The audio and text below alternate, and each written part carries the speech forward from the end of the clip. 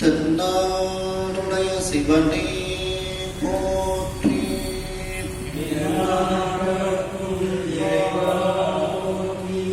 கலைநிறை கணபதிக்கு திருச்செந்தூர் முருகனுக்கு கையிலாய பரம்பரையில் சிவஞான போதனரி காட்டும் வெண்ணை பயில் வாய்மை கண்டான் சந்ததி கொமை ஞான பானுவாகி புயிலாரும் பொழில் திருவாடு துறைவாள் குரு நமச்சிவாய தேவம் சயிலாதி மரபுடையோன் திருமரபு நீடோடி தழைகமாகோ.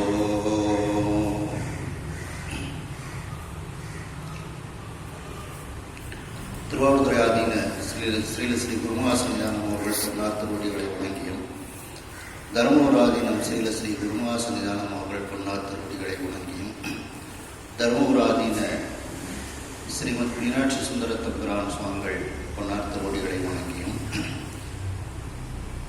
இந்த திருவிளையாடல் புராணத்தை சிறப்பாக நடத்தி கொண்டிருக்கக்கூடிய கனடாவில் இருக்கக்கூடிய திரு மோகன் பிரேம்குமார் அவர்களுக்கு வணக்கத்தையும் நன்றியும் தெரிவித்துக் கொண்டு உங்கள் அனைவருக்கும் மாலை நேர வணக்கத்தை தெரிவித்துக் கொள்கிறேன். சென்ற சிந்தனையில் வாணிகம் செய்யக்கூடியவர்களுடைய வீதியை பற்றி நாம் சிந்தித்துக் கொண்டிருந்தோம். அதில் ஒரு பெரிய ஆலமரம் இருக்கின்றது. அந்த ஆலமரத்தில் நிறைய பறவைகள் இருக்கின்றது. அங்கே அவைகள் கூடு கட்டி கொண்டு இறை தேடிக்கொண்டு அந்த ஆலமரத்தில் பறவைகள் எல்லாம் இருக்கின்றது. அதுபோல் இந்த வணிகர் வீதியிலும் 18 தேசத்தில் உள்ள மக்களும் இங்கே வசித்து வந்தார்கள். அவர்கள் வாணியம் செய்வதற்காக இங்கே வந்தார்கள். அந்த ஆலமரம் எப்படி எல்லோருக்கும் பயன்பட்டதோ அதுபோல் இந்த வணிகர் வீதியும் எல்லா தேசத்தில் உள்ளவர்களுக்கும் பயன்பட்டது. அதில் அந்த 17 தேசத்தில் இருக்கக்கூடியவர்கள் பேசக்கூடிய பேச்சு நமக்கு ஒரு ஓசையாக மட்டும்தான் இருந்தது. அது நமக்கு புரியவில்லை. இது அந்த ஆகாய தத்துவத்திலிருந்து அந்த ஓசை அது பொருள் இல்லாத ஒரு ஓசையாக இருப்பது போன்று இருந்தது. மேலும் அந்த சுத்தமாயை தத்துவத்திலிருந்து சுத்தமாயிலிருந்து வரக்கூடிய அந்த 4 விதமான வாக்குகள்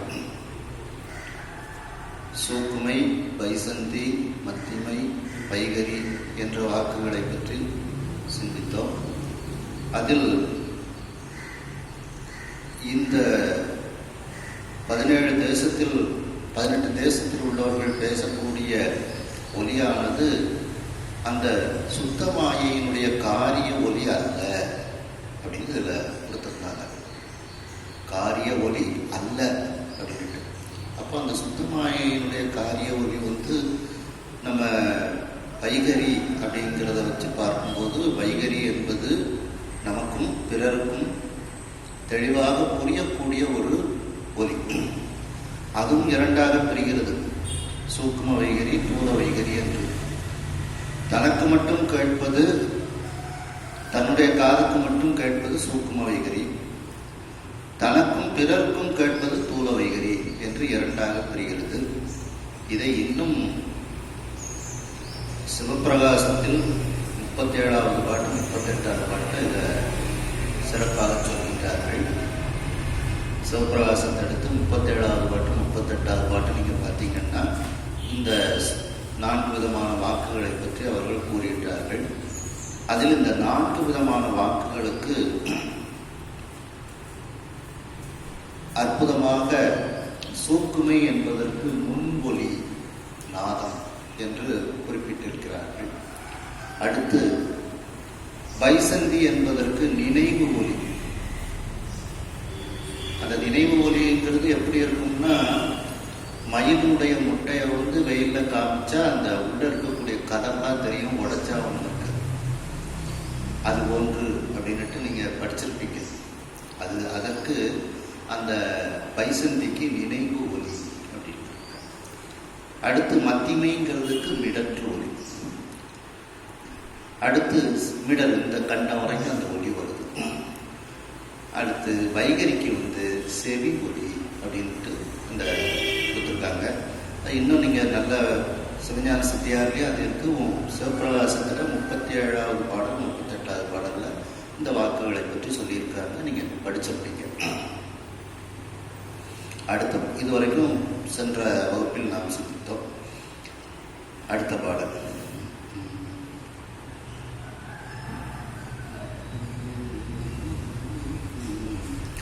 ஒளிவில் வேறு பல் பொருளும் ஏழ் உலோகமும் பிறவும்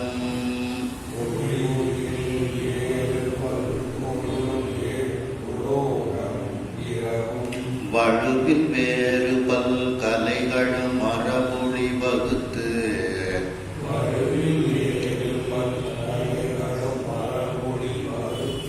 தழுவி வேண்டின தாம் கொழ தக்கவ பகர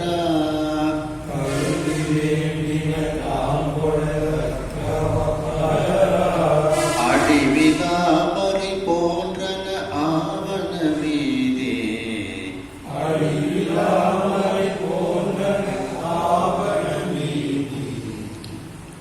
இப்போ இந்த வணிகர் வீதியையும் வேதங்களையும் ஒப்பிட்டு சொல்கின்றார்.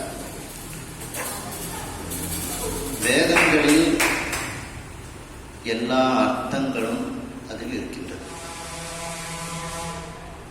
வணிகர் வீதியில் எல்லா பொருள்களும் கிடைக்கிறது. அப்போ பொருள்னா 2 அர்த்தம். அர்த்தம்னு ஒன்று, பொருள் ஜாமான்கள் அப்படிங்கிறது. அடுத்து இந்த வேதத்தில்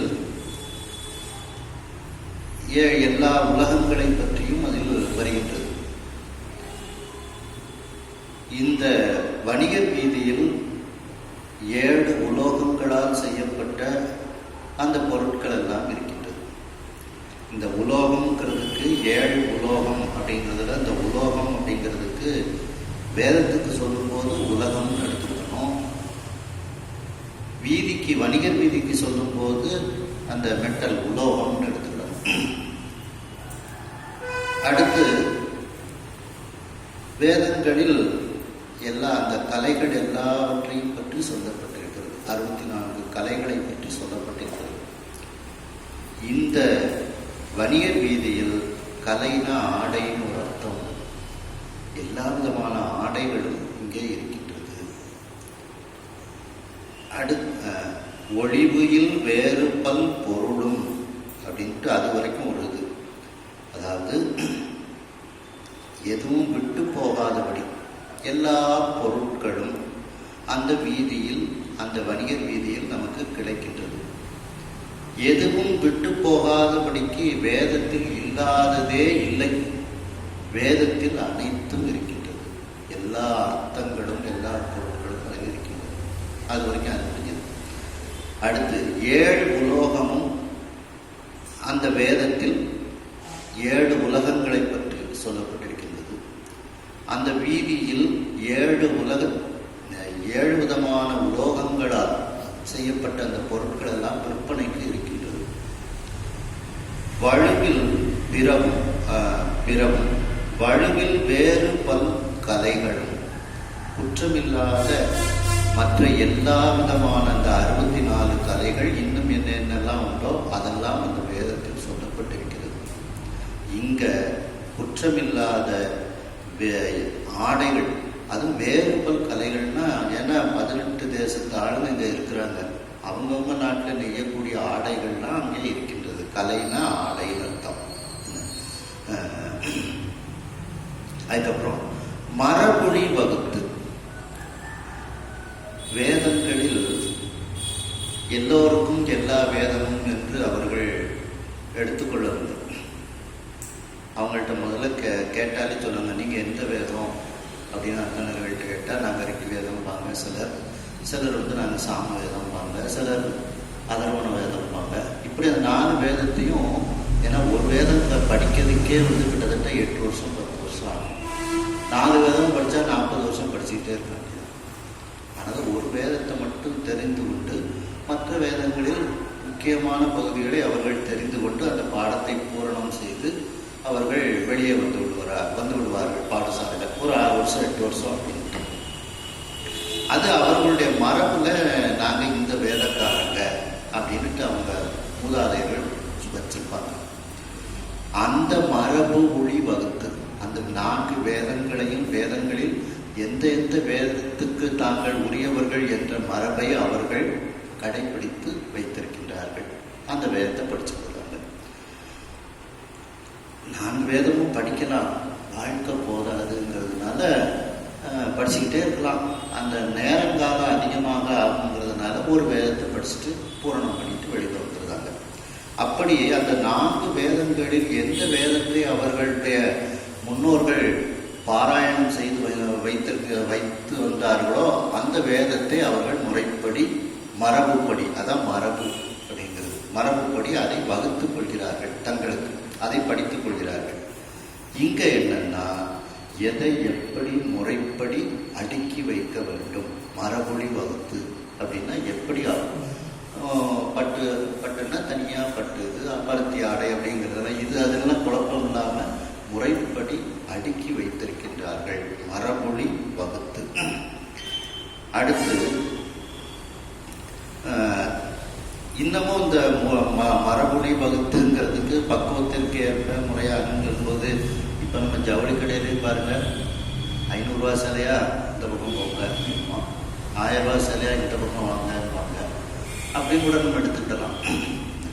அடுத்து தழுவி வேண்டினர் தாம் கொட, அதை விரும்பி அந்த பொருட்களை யாரெல்லாம் வாங்க வேண்டும் என்று நினைக்கின்றார்களோ அவர்கள் அதை வாங்குமாறு, தாம் கொட அதை வாங்குமாறு தக்கவா பகரா, அந்த பொருட்களுக்கு தகுந்த விலையை அவர்கள் கூறுகின்றார்கள். இது வந்து சரியான விலை அப்படிங்கிறதுல அதை சரியாக அந்த வீதியில் சொல்கின்றார்கள்.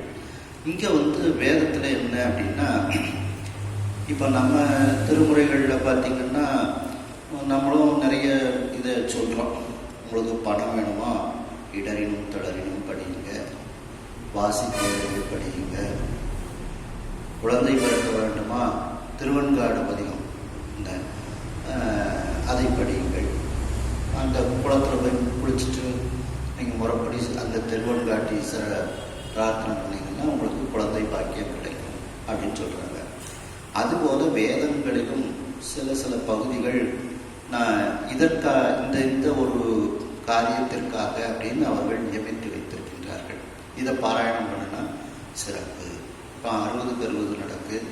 அப்போ நம்ம மிருத்யுஞ்சய மந்திரம் அதை சொல்கிறாங்க. அப்படி அதற்கு ஏற்றாற் போல விநாயகருக்கு அப்படின்னா விநாயகருக்கு உள்ள இதை பூரா அவங்க வந்து அதை முறைப்படுத்தி வச்சிருக்காங்க.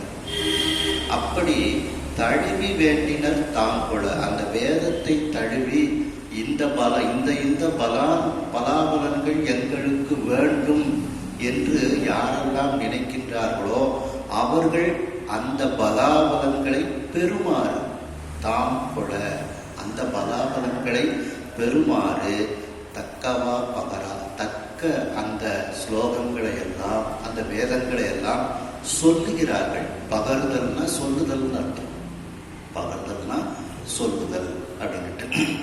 அப்போ இவ்வாறு அந்த வேதத்தில் அந்தந்த என்ன நம்ம பலாபலன் வேண்டுமோ அதையெல்லாம் அவர்கள் சொல்கிறார்கள். இங்க வந்து தக்கவா பகர்தல் அப்படின்னா தகுந்த விலையை கூறுதல் அப்படின்னு அர்த்தம். இப்படி அந்த வேதமும் அழிவில்லாதது, அழிவில்லா மறை போன்றன ஆவணவிதி. வேதம் எப்படி அழிவில்லாத வேதமாக இருக்கின்றதோ அதுபோல அந்த ஆவண வீதியும் அழிவில்லாது இருந்தது. அப்படின்னா நியாயமா இருந்தாங்கன்னு அர்த்தம். அந்த தெருவில் வியாபாரங்கள்லாம் அந்த காலத்துல நியாயமான வியாபாரமாக இருந்தது அப்படின்னு அர்த்தம். அடுத்த பாடல் பாருங்க. திக்கலாம் புகழ் மதுரையை சிவபுரம் ஆக்கி,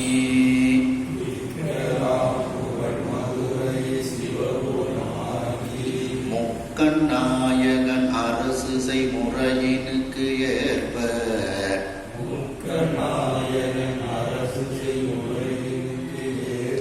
தக்க தோழனோடு அழகை மாநகர் உரை தயக்கம்,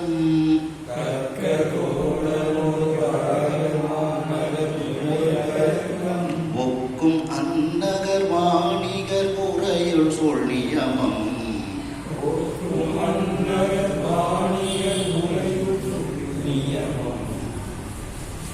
திக்கெல்லாம் புகழ் மதுரையை, 8 திக்குகள், எல்லா திக்குகளும் புகழுமாறு இருக்கக்கூடிய அந்த மதுரை மாநகரம். அந்த மதுரை மாநகரத்தையே சிவபெருமான் சிவபுரமாக ஆக்கிவிட்டார். ஏன்னா அவர் ஆட்சி செய்த இடம், அதனால அது சிவபுரம் தானே. அப்படி சிவபுரமாக ஆக்கி, முக்கண் நாயகன் அரசு செய்முறையினுக்கு ஏற்ப, அந்த 3 கண்களை உடைய சிவபெருமான் முறைப்படி அரசு செய்து அவன் செய்த அந்த முறைக்கு ஏற்றாற் போல இந்த வீதிகள் எல்லாம், வணிகர் வீதிகள் எல்லாம் இருந்தது. வணிகர் வீதிகள் எல்லாம் எப்படி இருந்தது என்றால், அந்த சிவபெருமானினுடைய தோழனாக இருக்கக்கூடியவர் குபேரன். அந்த குபேரனினுடைய உலகத்தை போன்று இந்த வீதிகள் எல்லாம் இருந்தது அப்படிங்கிறாங்க. தக்க தோழனோடு, சிவபெருமானுடைய தக்க தோழன் குபேரன், அழகை மாநகரத்தினுடைய தலைவன். அவனுடைய நகரத்துக்கு பேரு அழகை மாநகரம் அப்படின்னுட்டு, குபேரபுரி அப்படின்னுட்டு. திருமுறைகளில் திருவிசைப்பால சொல்றாங்க பார்த்தீங்களா, தனதன் நற்றோளா சங்கரா சுலபாணியே தானவே சிவதி அப்படின்ட்டு. அப்ப தனதன் நற்றோளானா, தனதன்னா குபேரன், குபேரனுக்கு நல்ல தோழன் சிவபெருமான் அப்படிங்கிறார். அதே மாதிரி அபிராமி அந்தாதியில பார்த்தீங்கன்னா குபேரனை பற்றி சொல்லுவாங்க. குபேரன் அம்பிகையை வழிபட்டார். ஆதித்தன் நம்பூரி அங்கி குபேரன் அமரர் தப்போம் போதில் பிரமன் புராரி முராரி பொதிய முடி காதி பொருளுடை கந்தன் கணபதி காமனங்கள் சாதித்த புண்ணியர் எண்ணிலர் போற்றுவர் தையதையே அப்படின்ட்டு. அப்போ குபேரன் அம்பிகையை வழிபட்டிருக்கின்றார். அப்படிப்பட்ட தக்க தோழனோடு அந்த சிவபெருமானுக்கு தோழமை கொண்டு இருக்கக்கூடிய அந்த குபேரன், அவனுடைய நகரம் அழகை மாநகரம். அந்த அழகை மாநகரத்தில் இருக்கக்கூடிய அந்த தயக்கம் ஒக்கும் அந்த செல்வச் செழிப்பைக்கு சமமாக இந்த வணிகர் வீதி இருக்கின்றது. ஒக்கும் அந்நகர் வாணிகர் உரையுள் சூழ் நியமம். அந்நகர் அந்த மதுரை மாநகரத்தில் இருக்கக்கூடிய அந்த வாணிகர்களினுடைய நியமம்னா கடைவீதி. உரையுள் சூழ் நியமம், அந்த கடைவீதியிலேயே அவங்க வீடுகளையும் வைத்திருக்கின்றார்கள். வீடு பின்னால் இருக்கும், முன்பகுதி கடையாக இருக்கும். அந்த காலத்தில் குடியால் மட்டும் அப்படித்தான் வச்சிருந்திருக்காங்க. வீடு பின்னால, அதுக்கு முன்னால கடைகள் அப்படின்னே வச்சிருந்திருக்காங்க. ஏன்னா மிக உயர்ந்த பொருட்களை விற்பனை செய்யும் போது வீடையும் கடையும் சேர்த்தே தான் வச்சு விற்பனை செஞ்சிருக்காங்க, பாதுகாப்பாகவும் வச்சு அப்படின்ட்டு. அதான் உரையுள் சூழ் நியமம். அந்த வணிகர்களினுடைய உரையுள் வீடுகள், அந்த வீடுகள் சூழ்ந்து இருக்கக்கூடிய அந்த கடை வீதி, நியமம்னா கடை வீதியானது குபேரனினுடைய அந்த அழகாபுரியை போல அந்த வீதிகள் இருக்கின்றது.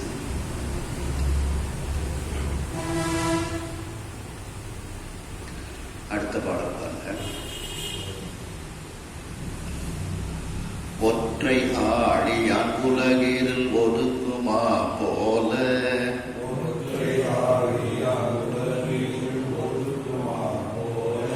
செற்ற நேமியால் கலியில் தின்று போல் போச்சு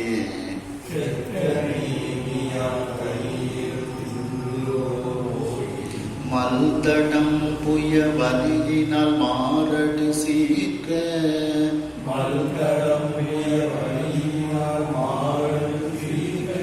கொற்ற மன்னவர் விழி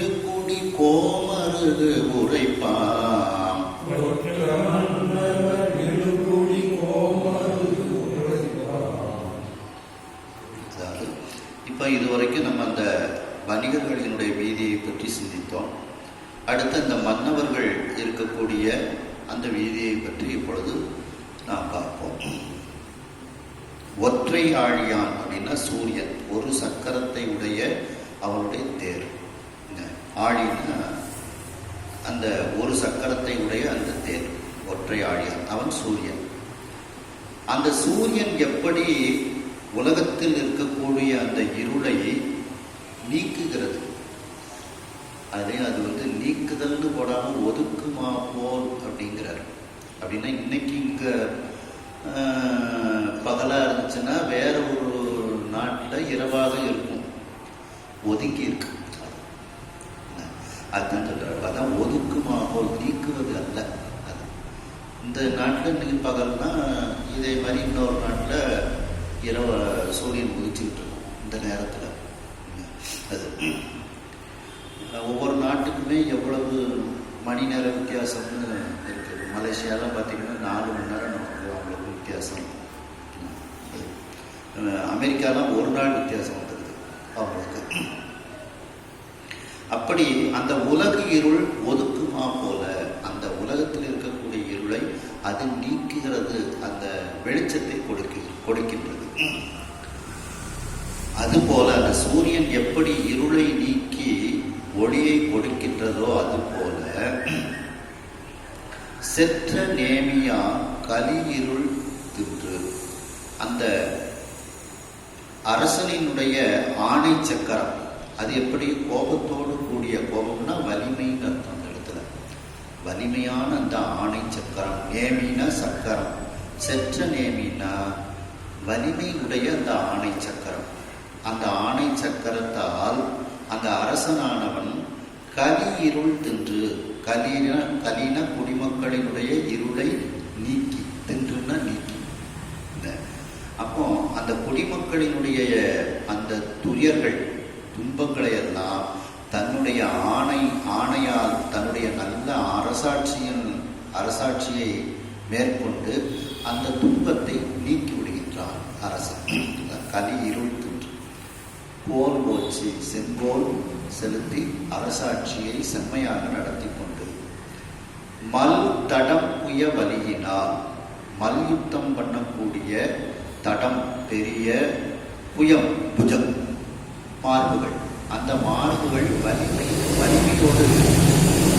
அப்படி அந்த மல்யுத்தம் பண்ணக்கூடிய வலிமை வாய்ந்த மார்புகளை கொண்டவர்களாக அந்த அவர்கள் இருக்கின்றார்கள், அந்த மன்னவர்கள் இருக்கின்றார்கள். மாறு அடு சீற்ற கொற்ற மன்னவர், மாறுன பகைவர்கள், அந்த பகைவர்களை வெற்றி கொள்கிறார்கள். வெற்றி கொள்ளக்கூடிய சீற்றம் வாய்ந்த குணத்தை உடையவர்களாக அந்த கொற்ற மன்னவர், அந்த அரச மன்னவர்கள், அவர்களெல்லாம் இருக்கக்கூடிய அந்த விழுக்குடி, அந்த உயர்ந்த குடி, அந்த அவர்களுடைய குடும்பங்கள் எல்லாம் உயர்ந்த குடும்பங்கள் எல்லாம் மன்னவருக்குரிய தாயாதிக்காரர்கள், அவர்களுடைய சொந்தக்காரங்கள்லாம் இருக்கக்கூடிய அந்த உயர்ந்த குடும்பம், அந்த குடும்பங்கள் வாழக்கூடிய கோமருகு உரைப்பான். கோமருகுன்னா அரசர்கள் வாழக்கூடிய அந்த வீதி, அந்த வீதியை பற்றி இப்பொழுது உங்களுக்கு கூறுகின்றேன். பார்த்தீங்கன்னா கைத்தல நிறைகணியில் பார்த்தீங்கன்னா மற்பொரு திரள்புய மதையானை, கைத்தல நிறைகணி அப்பமோட அவர் புரியல, மற்பொரு திரள் புய, மற்பொருள் பாடியிருந்தாங்க நிறைய பேர், பொருள் பாடியிருந்தாங்க, கவனிச்சு பாடணும். மல் பொரு, மல்யுத்தத்தில் சண்டையிடக்கூடிய, பொருதல்னா சண்டையிடக்கூடிய, அந்த வார்த்தை தான் அப்படியே இங்க வந்திருக்கு பாருங்க. மல் தடம் புய வலியினார், மல் பொரு திரள் புய மதையானை, திரண்ட புஜங்களை உடைய வலிமையான விநாயகப் பெருமான். விநாயகப் பெருமான் மல்யுத்தத்தில் கட்டிக்காரர், அவருடைய புஜங்கள் மல்யுத்தத்திற்கு தந்தார் போல திரண்ட புஜங்களாக, வலிமையுடைய புஜங்களாக இருக்கின்றது அப்படிங்கிற. அடுத்த பாடம். தரங்க வேலைகள் தம்மையை தாழுற பிடித்து,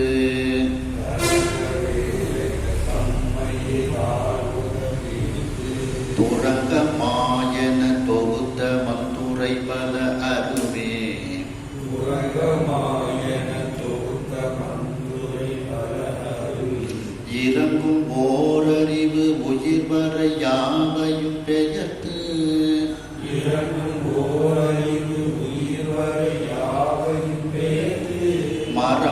யானை போல் பிணித்த கூடம் பல மண்ணோ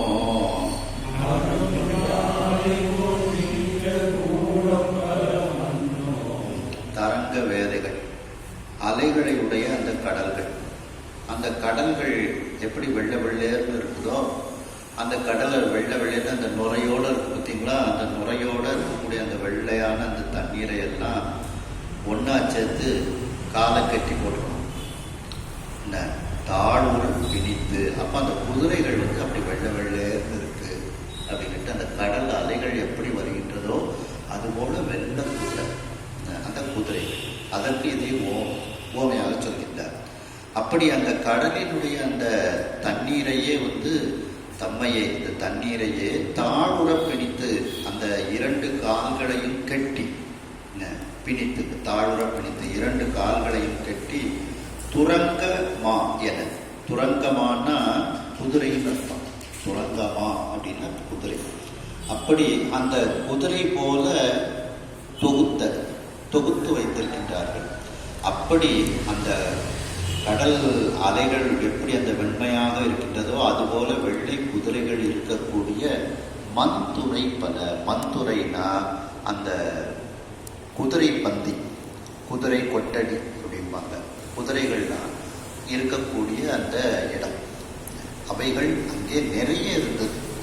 மண்துறை பலனா அந்த குதிரை பந்தி வந்து நிறைய இருந்தது. ஏன்னா போருக்கு குதிரை வேணும் இல்லவா, அதனால மேலும் அந்த காலத்தில் போக்குவரத்துக்கும் குதிரையை பயன்படுத்துனாங்க. குதிரை வண்டி கொஞ்சம் மெதுவாக போகலாம் அப்படின்னா மாட்டு வண்டியை பயன்படுத்தினாங்க, கொஞ்சம் வேகமாக போகணும்னா குதிரை வண்டியை பயன்படுத்தினாங்க. அப்படி அந்த குதிரை பந்திகள் நிறைய அந்த மதுரை மாநகரத்தில் இருக்கின்றது. அருவி இறங்கும் ஓரறிவு உயிர் வரை. மலை, வரைனா மலைன்னு அர்த்தம். அந்த மலையிலிருந்து அருவிகள் அப்படியே கீழே இறங்குகிறது. அந்த அருவி கீழே இறங்குகிறது. அப்படி இறங்கக்கூடிய ஓரறிவு கொண்ட அந்த மலை, ஓரறிவை கொண்ட அந்த மலை அப்படிங்கிறது. அந்த ஓரறிவு உடைய அந்த உயிராக இருக்கக்கூடிய அந்த மலையை எல்லாம் பெயர்த்து கொண்டு இந்த யானையானது வருகின்றது. மேலும் மரம்கொள் யானை போல் அந்த மரத்தையே பிடுங்கி எடுத்துக்கொண்டு, கொல்லுதல்னா பிடுங்கி எடுத்தல், பிடுங்கி எடுத்துக்கொண்டு வரக்கூடிய யானை போல் பிடித்த கூடம் பல மண்ணோம். அதாவது யானைகள்லாம் மலைகள் போல இருந்தது அப்படின்ட்டு சொல்றாங்க. அப்படி அந்த யானைகள் வரும்போதே நிறைய மரத்தையே பிடுங்கக்கூடிய அளவுக்கு ஆற்றல் உடையதாக அது இருந்தது அந்த யானைகள். அந்த யானைகளை எல்லாம் கெட்டி வைத்திருக்கக்கூடிய அதை வந்து கைத்தால கட்ட முடியாது, அதனால பிடித்த கூடம், சங்கிலிகள்லாம் போட்டு கெட்டி வச்சிருப்பாங்க. அப்படி பிடித்த கூடம் பல மரம், அந்த யானைகளை எல்லாம் கெட்டி வைத்திருக்கக்கூடிய அந்த யானை பந்தின்னு வச்சுக்கிட்டுங்களேன், அந்த கூடங்கள் நிறைய அந்த மதுரை மாநகரத்தில் இருந்தது. மழுக்கள் வச்சிரங்கார் முகம் வாழி முக்கொடுமே,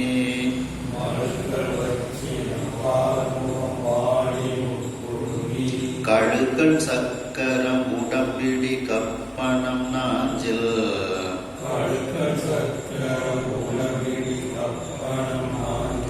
எடுக்கள் நாந்தகம் பலகை தண்டு இவை முதல் படையும்,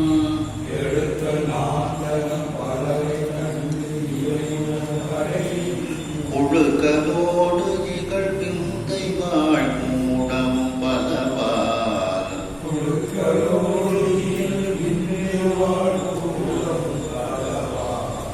அந்த மன்னவர்களுடைய வீதிகளில் பலவிதமான கூடங்கள் இருந்தது. அந்த கூடங்களில் நிறைய ஆயுதங்கள் எல்லாம் சேர்த்து வைக்கப்பட்டிருந்தது. ஆயுத களஞ்சியம்.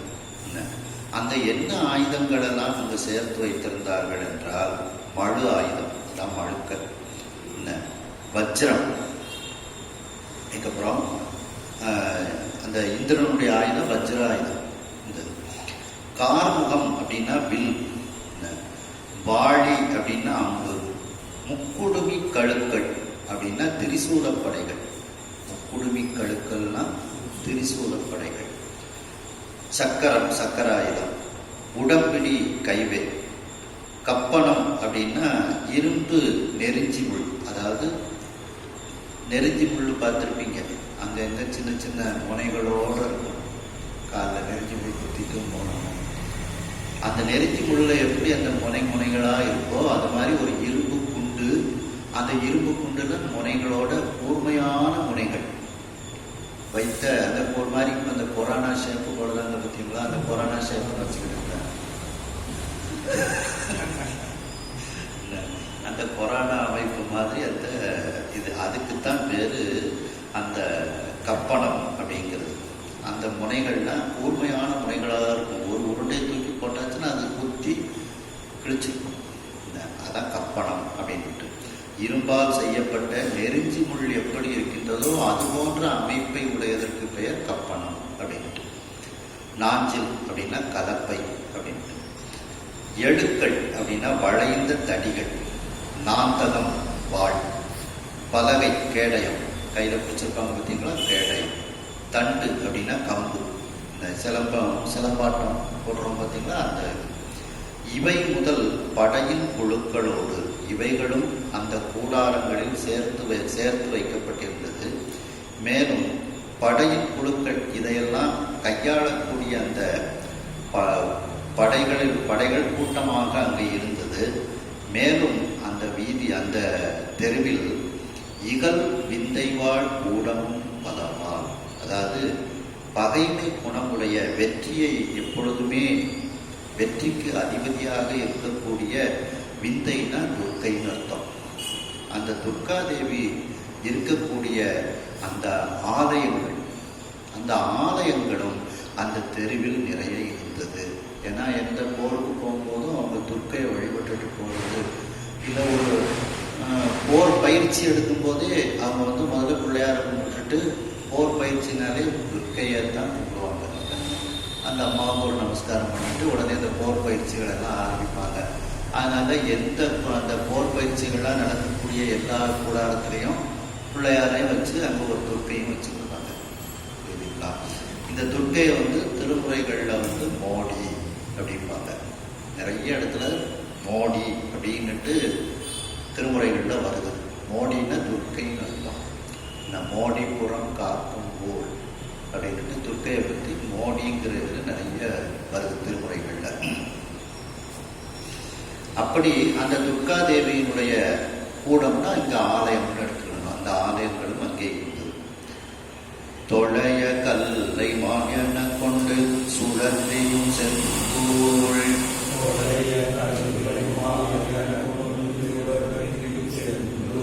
அழையும் யானை போல் பாய்ந்து மல் ஆற்றியும் ஆற்றல்,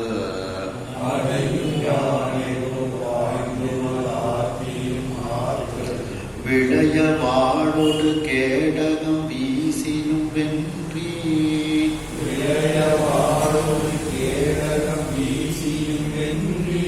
இளையர் ஆடவர் பயில்வன எண்ணில கூடம்,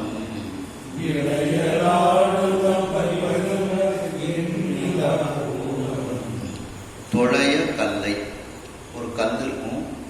அது ஒரு சக்கரம் போல இருக்கும். நடுவில் ஒரு துளை இருக்கும். அந்த துளையில் கையை வச்சு அந்த துளையை பிடிச்சிக்கிட்டு அப்படியே சுற்றி வீசுவாங்க.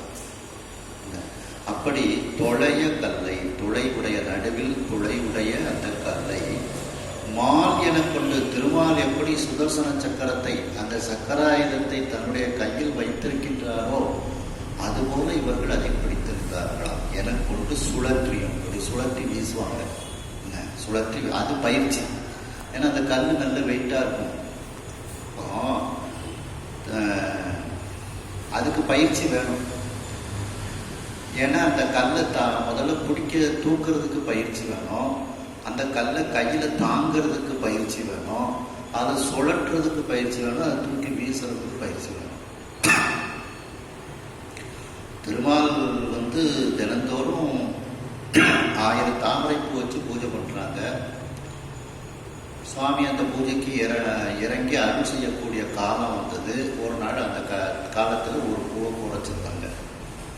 இனிமேல் போய் ஒரு குளத்துக்கு போய் பூவை பறிச்சுட்டு வந்து அதுக்குள்ளே நேரம் ஆயிடும் அப்படின்ட்டு தன்னுடைய ஒரு கண்ணையே எடுத்து திருமால் வந்து இறைவன் பாதத்தில் சமர்ப்பணம் பண்ணி பூஜையை பிடிச்சிருக்காரு.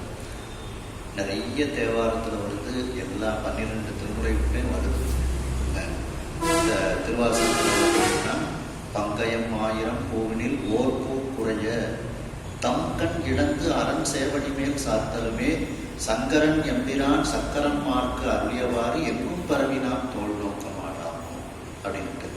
திருப்பல்லாண்டில் பார்த்தீங்கன்னா பாலுக்கு பாலகன் வேண்டி எழுதின பார்க்கடலி பெறான் மாலுக்கு சக்கரம் வந்து அருள் செய்தவன் அப்படின்ட்டு அதை வருது. அப்போ அந்த திருமாலுக்கு வந்து சக்கராயுதத்தை கொடுத்தாச்சு. கொடுத்த உடனே அவரால் அந்த சக்கராயுதத்தை தூக்க முடியுது. சக்கராயுதத்தை தூக்கக்கூடிய ஆற்றல் இல்லை. இதுதான் நீங்கள் கந்த புராணத்தில் போனீங்கன்னா அதை அவ்வளவும் பார்க்கலாம். தூக்கக்கூடிய ஆற்றலே இல்லைன்னா எப்படி பிரயோகம் பண்ணக்கூடிய ஆற்றல் வரும்? கையில் வைக்கக்கூடிய ஆற்றல் எப்படி வரும்? உடனே சுவாமிகிட்ட வேண்டுதார், எனக்கு அந்த ஆற்றலையும் கொடு, இந்த கருவியை கொடுத்துட்ட, அதை வந்து கையில் வச்சுக்கிடக்கூடிய ஆற்றலும் வேணும், அதை பிரயோகம் பண்ணக்கூடிய ஆற்றலும் வேணும் அப்படின்னு சுவாமிகிட்ட வேண்டுதார். சுவாமி அதுக்கப்புறம் அதை கொடுக்குறார். அந்த சக்கராயுதத்தை தூக்கக்கூடிய ஆற்றல், அதை கையில் தரித்து வைத்திருக்கக்கூடிய ஆற்றல், அந்த சக்கராயுதத்தை பிரயோகம் பண்ணக்கூடிய ஆற்றலையும் சிவபெருமான் கொடுத்தார். அதுக்கப்புறம் தான் சுதர்சன சக்கரமாக அது வருது அவர் கையில். அது போல இந்த போர் வீரர்கள், அந்த மன்னவர்கள் எல்லாம் அந்த கல்லை முதல்ல தூக்கிறதுக்கு பயிற்சி எடுக்கணும். நல்ல வெயிட்டாக இருக்கும், தூக்கிறதுக்கு பயிற்சி எடுக்கணும். கையில் இப்படி வச்சிருக்கிறதுக்கு பயிற்சி எடுக்கணும். சுத்ததுக்கு பயிற்சி எடுக்கணும். வீசதுக்கு பயிற்சி எடுக்கணும். எப்படி திருமாலுக்கு இவ்வளவு வலிமைகளையும் சிவபெருமான் கொடுத்தாரோ அது மாதிரி அவர்கள் அதை பயிற்சி எடுத்துக் கொள்கிறார்கள். தொழைய கல்லை மால் என கொண்டு, இந்த மால் என கொண்டு அப்படின்னா இவ்வளவும் அதில் நம்ம பார்க்கணும். அந்த ஆற்றல் இதெல்லாம் சிவபெருமான் கொடுக்குறார். வெறுமன சக்கராயுதத்தை கொடுத்தவருக்கு அந்த சக்கராயுதத்தை எடுத்து வைக்கக்கூட அவரால் முடியல, கையில் எடுக்கிறது கூட முடியல. அப்படி சுழற்றியும் அந்த பயிற்சியை அவர்கள் மேற்கொள்கின்றார்கள். அப்ப இந்த பயிற்சி வந்து முதல்ல அவர்களிடத்தில் இல்லைன்னு அர்த்தம். அந்த ஆற்றல் இல்லை. அந்த ஆற்றலை அவர்கள் பயிற்சி செய்து வளர்த்து கொள்கிறார்கள் அவர்கள். அதுக்கப்புறம் செந்தூள் அழையும் யானை போல். செந்தூள்னா சிவந்த மண்கள் அங்கே பரப்பப்பட்டிருக்கின்றது. அந்த சிவந்த மண்களில் புரண்டு படுத்து உருளக்கூடிய அந்த யானைகளை போல, அழையும் யானை போல், யானைகளை போல இவர்கள் பாய்ந்து அந்த மல்யுத்தத்தை இவர்கள் செய்கிறார்கள்.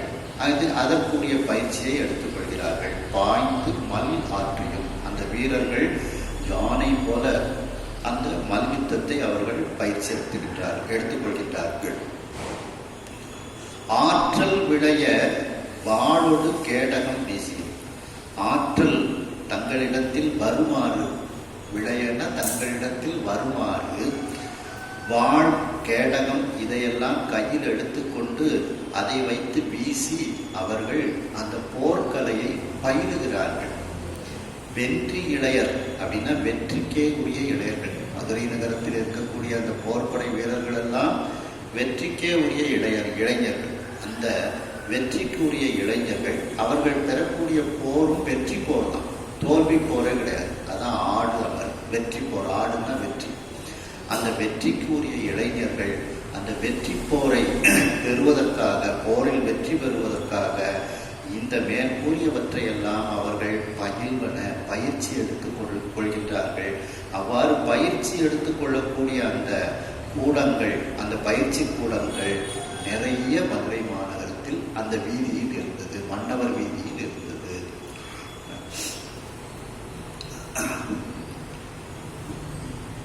தேசவு நீல மாடம் செம்மணி சென்னி மாடம்,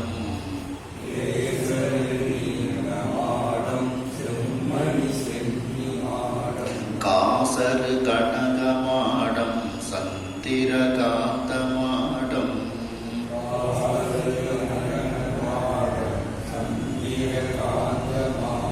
ஆசர விளங்கும் இன்ன மாடம் நீர் மாலை கூடல்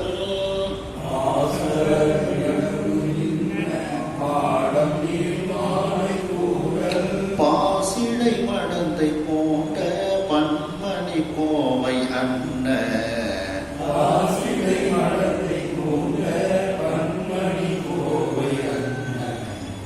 தேசு அவிர் நீலமாடம் ஒளி விளங்கக்கூடிய நீல கற்களெல்லாம் பொருந்தி இருக்கக்கூடிய மாடங்கள்.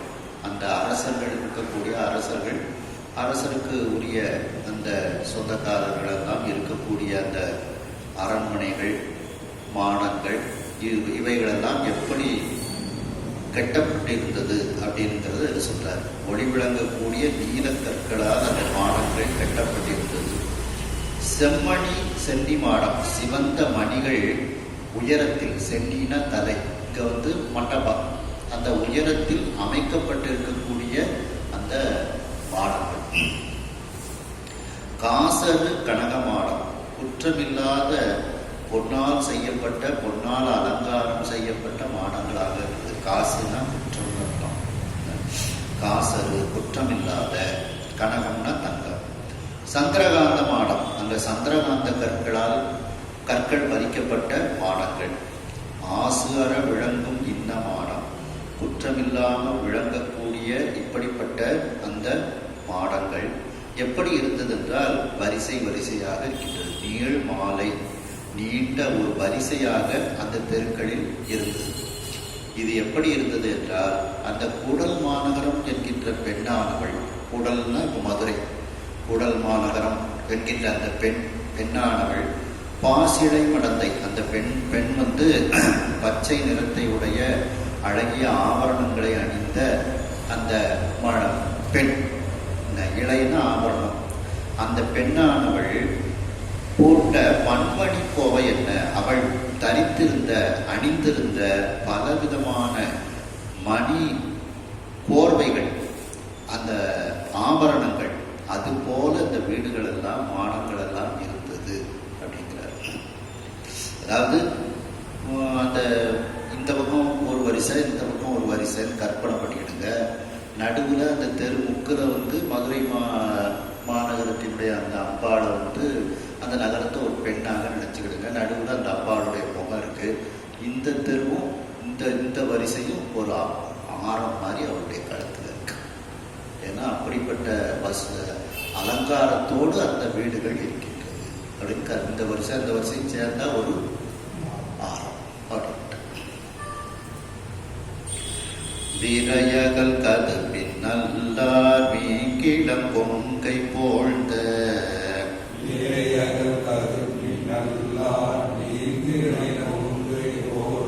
வரையகல் மார்பம் அன்றே வடுபடர் தமக்கு அன்பு இல்லார்.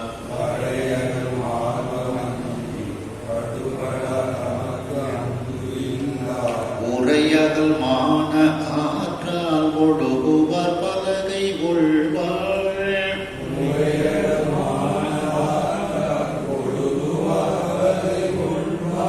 கரையகல் விஞ்சை வீரர் கணவையில் காட்சி தெங்கும்.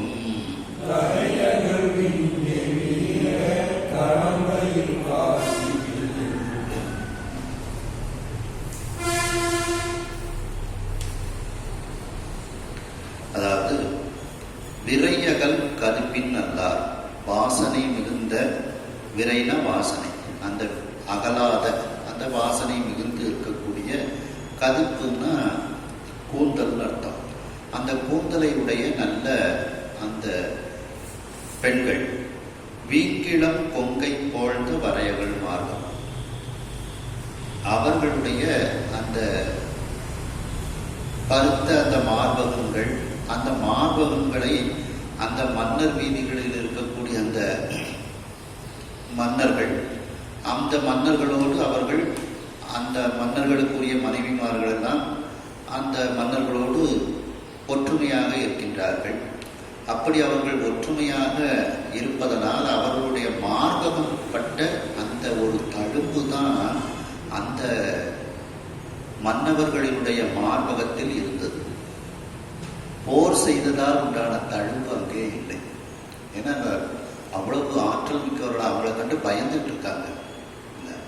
அப்படி அந்த பெண்களினுடைய மார்பகத்தால் மார்பகங்கள் பட்ட அந்த வடுதான் அங்கே இருந்தது. மேலும் அந்த வீரர்கள் தமக்கு அன்பு இல்லார் அப்படின்னா தன் உயிர் மீது அன்பு இல்லாதவர்கள், உயிரை துச்சமாக மதித்து போர்க்களத்தில் போர் புரியக்கூடியவர்கள், அதான் தமக்கு அன்பு இல்லார். உரை அகல் மான ஆற்றால் ஒழுகுவார். அவர்கள் அந்த உரைகளில் சொல்லப்பட்ட அந்த மானத்தன்மை, அதாவது போர்க்களத்தில் நீ புறம் இது விட்டு ஓடக்கூடாது அப்படின்னு சொல்லியிருப்பாங்க. அதையெல்லாம் அவர்கள் அப்படியே மனசுக்குள்ள வச்சுக்கிட்டு வீரத்தோடு போர் புரியக்கூடியவர்கள், அவ்வாறு போர் புரிவதை மானமாக நினைத்து கருதக்கூடியவர்கள். அதான் உரையகல் மான ஆற்றால் ஒழுகுவார்கள். போருக்கு என்னென்ன சட்டங்கள் எல்லாம் இருக்கின்றதோ அதையெல்லாம் தங்களுடைய மானமாக கருதி கொண்டு அதை வைத்துக்கொண்டு போர் புரியக்கூடியவர்களாக அவர்கள் இருப்பார்கள். பலகை ஒழ்வாள், பலகைனா கேடயம், ஒளி பொருந்திய வாழ், இவற்றையெல்லாம் வைத்து அவர்கள் சண்டையிடுகின்றார்கள். அந்த சண்டையிடுவதில் பலவிதமான வித்தைகளை, டிசைன்கள், பலவிதமான வித்தைகளை அவர்கள் காண்பிக்கின்றார்கள்.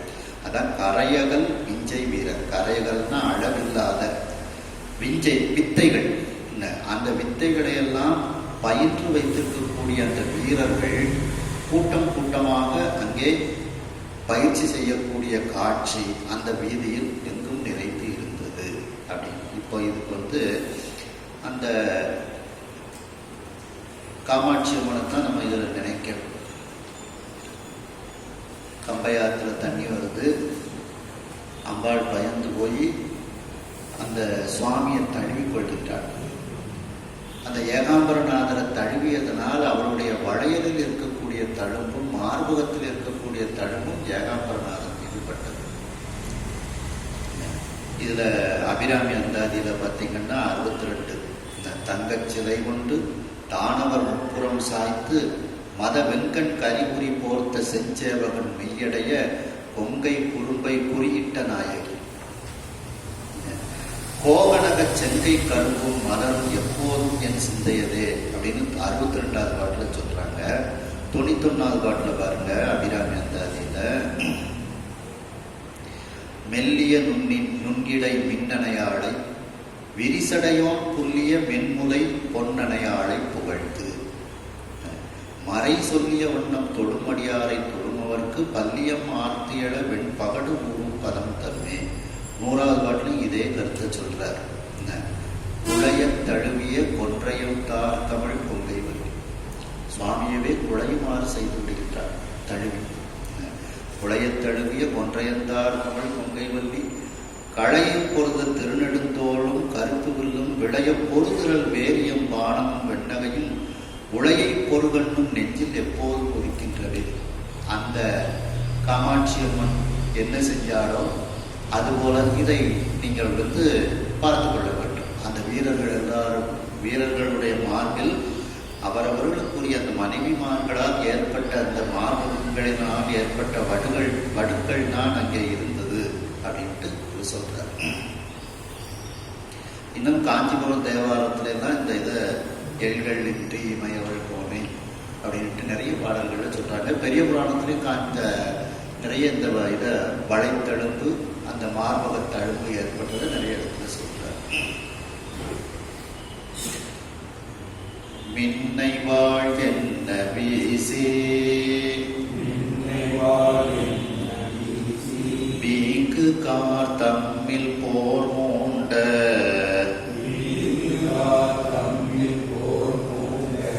என்ன வாழ் மறுப்பு நீட்டி எதிரெதிர் புதைய குத்தி அன்னவான் என்ன வாய் விட்டு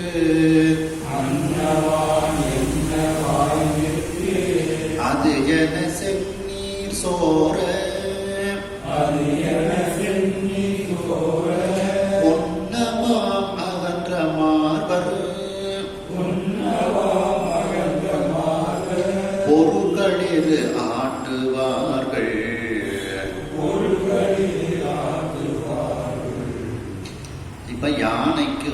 போர் பயிற்சி கொடுக்குறாங்க.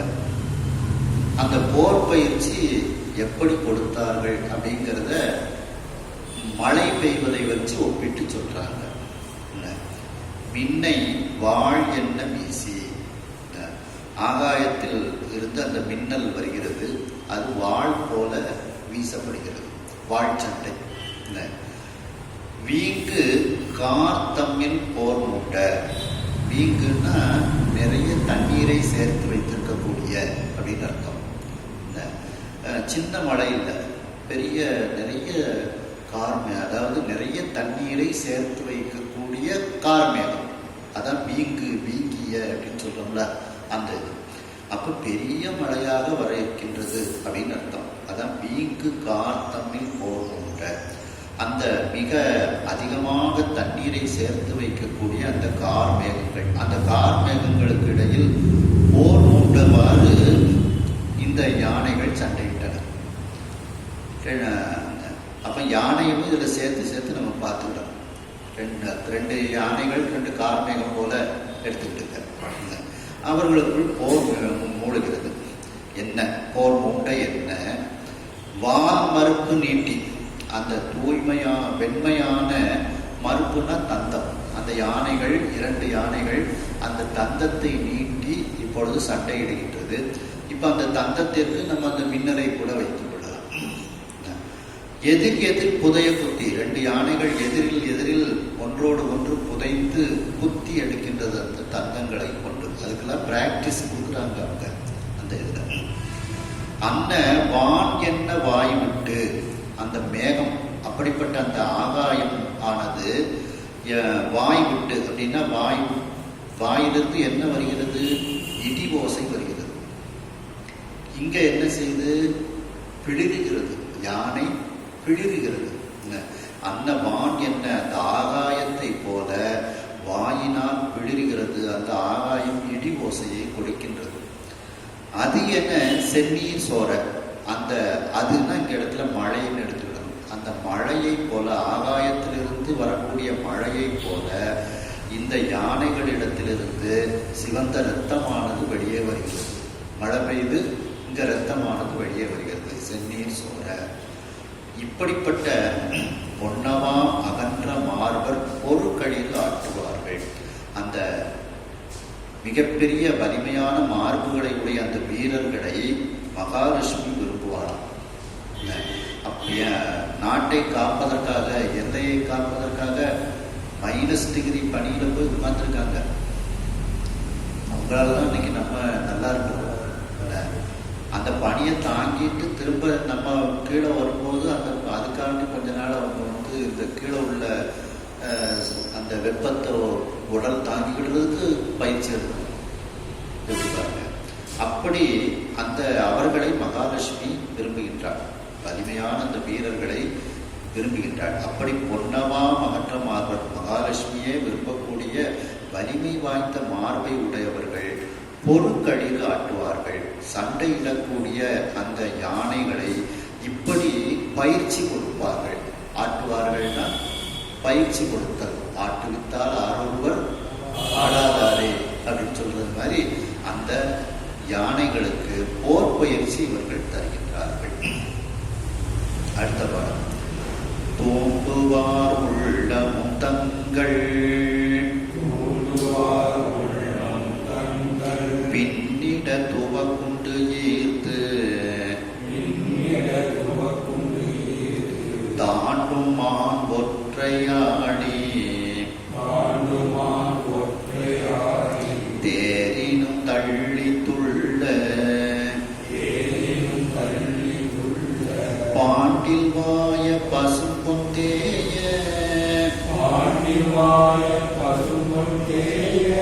பார்மகள் முதுகு கேட்டு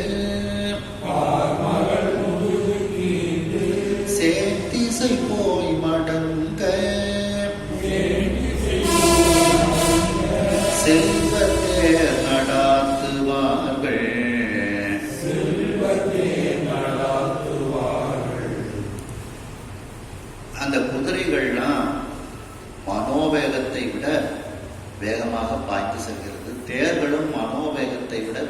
வேகமாக செல்கின்றது. அந்த அளவுக்கு அவர்கள் அந்த குதிரைகளையும் தேர்களையும் மனோவேகத்தை விட அதிகமாக செலுத்தக்கூடிய பயிற்சிகளை எல்லாம் அவர்கள் பெற்றிருக்கின்றார்கள். தூண்டுவா உளமும், அந்த தேரை செலுத்தக்கூடியவர்களினுடைய உளம் தங்கள் பின்னிட, அந்த உள்ளத்தில் இருக்கக்கூடிய வேகம் பின்னுக்கு தள்ளப்படுகிறது. அப்போ அவர்களுடைய மனோவேகத்தை விட இவை இந்த குதிரைகள் தேர்கள்னா வேகமாக செல்கிறது.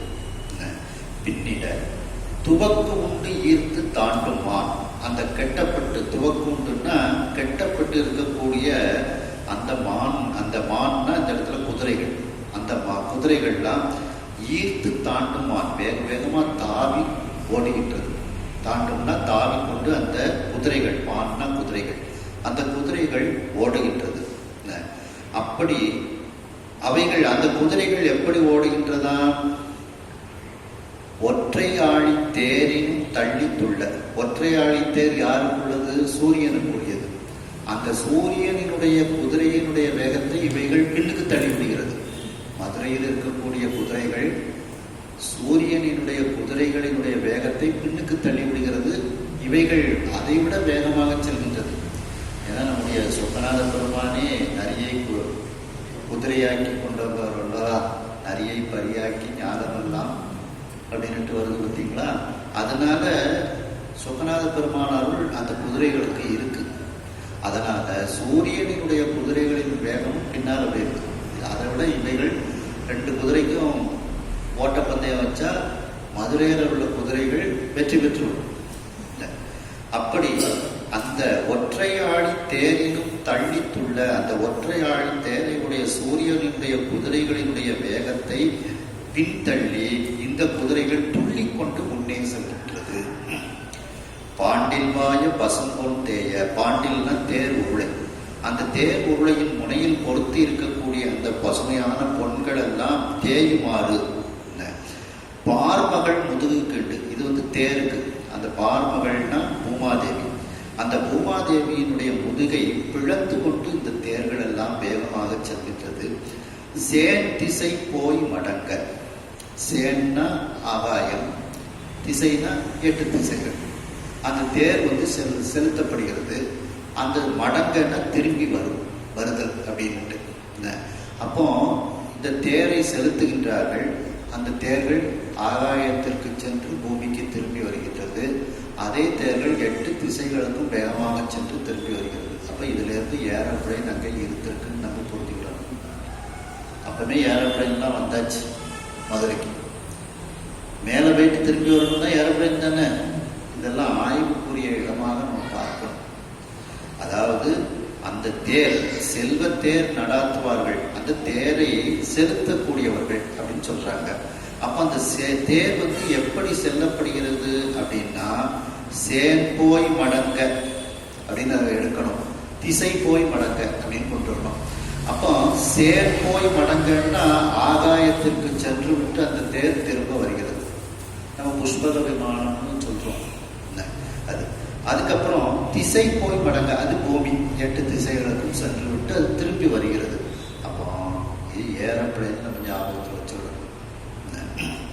அப்படி அந்த செல்வத்தேர் நடத்துவார்கள். அந்த செல்வம் மிகுந்த தேர், அதாவது வலிமை வாய்ந்த தேர். செல்வத்தேர்னா வலிமை வாய்ந்த தேர், உயர்ந்த மரங்களினால், வலிமையான மரங்களினால் செய்யப்பட்ட தேர் அப்படின்னு அர்த்தம். அப்படிப்பட்ட அந்த தேரை எல்லாம் அவர்கள் செலுத்துகின்றார்கள். அந்த தேரை செலுத்த அந்த பயிற்சி எடுத்துக் கொள்கின்றார்கள். மைந்தர்தம் நெருக்கில் சிந்து கதவையும் மகளிர் கொங்கை சந்தமும் கூந்தல் சோர்ந்த தாமமும் சிவிரி வீசு சிந்துர பொடியும் நார தேனோடும் எழுந்து செந்தோள் அந்தர வயிறு